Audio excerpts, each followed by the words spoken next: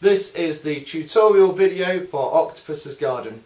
We're going to have a look at the chords, we're going to have a look at the strumming patterns, we're going to have a look at a few techniques used and the geography of the piece as well.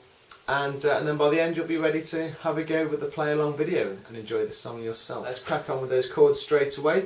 It uses our four basic chords, C, A minor, F and G, which correspond to the stickers we use on the instruments as well.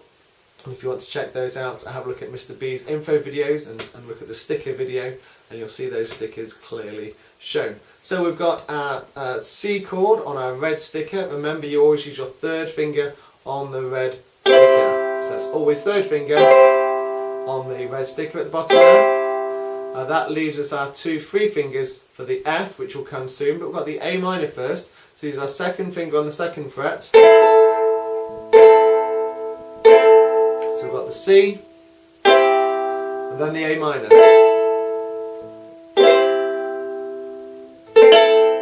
And then we just put our first finger down on the first fret to complete the F. So we're now on the yellow stickers, but the second finger can stay where it is because that's a yellow and green combo.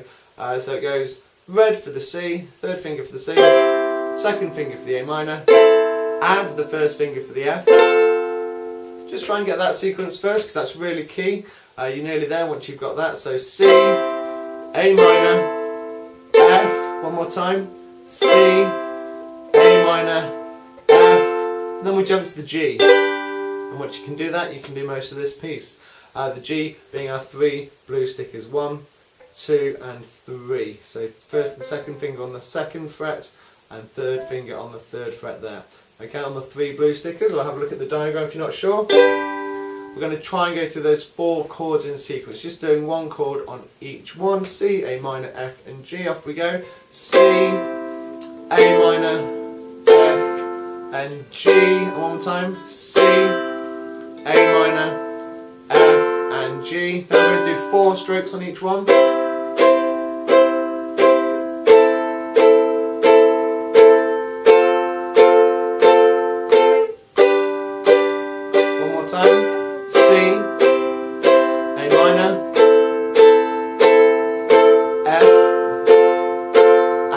G. There we go. So that's really good. We can play the chords that we need for this piece. Strumming pattern, we'll have a look at the strumming pattern now, and then we'll link it to those chords. The strumming pattern is our standard down, down, up, up, down, up. Let's just do that on a C really slowly. Down, down, up, up, down, up, down, down, up, up, down, up, down, down, up, up, down, up. Try the loop now. C, A minor, F and G. One more time. C, A minor, F and G. Last time.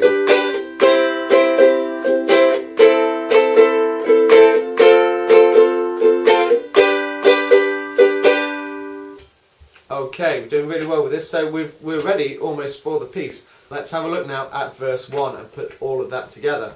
So, it starts on the C, and as an introduction to the piece, I'm going to play the strumming pattern on the C 4 times.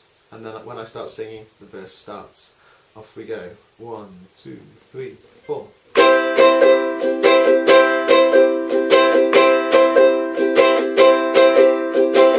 I'd like to be under the sea, in an octopus's garden, in the shade.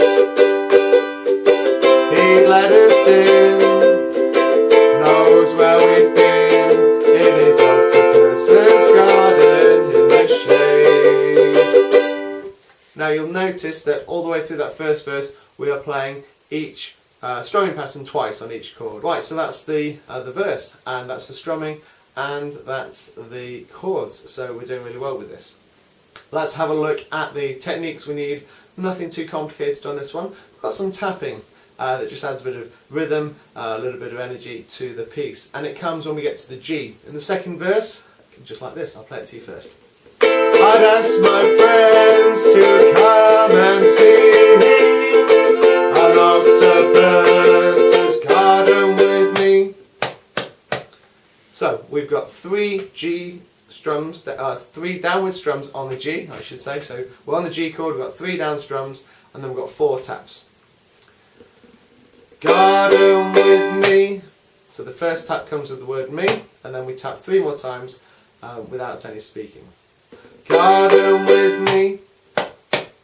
And there's just a short pause between the first tap and the rest of the taps. So garden with me, pause, 2, 3, 4. 1, 2, 3, 1, pause, 2, 3, 4. Just try that with me a couple of times. Again. Again. Let's try and put those two lines in again and just sing it one more time. I'd ask my friends to come and see an octopus is garden with me. I like to be, and then we just carry on. So that's very simple, and that happens in the second verse and the fourth verse. And then at the very end of the song, at the end of the fifth verse, we get a variation on that, just like this. We would be so happy, you and me.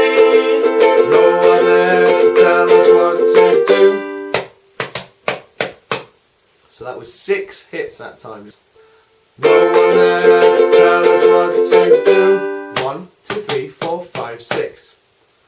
No one there to tell us what to do. 1, 2, 3, 4, 5, 6. I like to be, and then you carry on. Okay, so that's relatively simple. Nothing too tricky. Let's just do those last two lines one more time with those 6 beats on the end. We would be so happy, you and me. No one there to tell us what to do.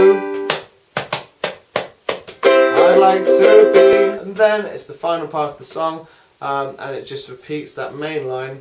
In an octopus's garden with you. Just sing that 3 times at the end. On the final one, just sing that third one a little bit slower, slow it down on the end, and a nice rolling chord on the C at the end. In an octopus's garden with you. So the piece is very straightforward. Introduction of 4 strumming patterns on the C, your 5 verses, and then you're ending with those repeated lines. Very straightforward, very simple, just for the tapping. The only other technique we want to look at is a stylistic choice for this one. As it is relatively straightforward, I've put this down as a level 2 piece. However, we have the option of making it a little bit more interesting to listen to and a little bit more fun and interesting to play as well. We're going to do something which is sort of chucking. There's a thing on the ukulele called chucking, a technique called chucking, where basically as you play, use your palm to deaden the sound straight away. It's also called palm muting. So I play,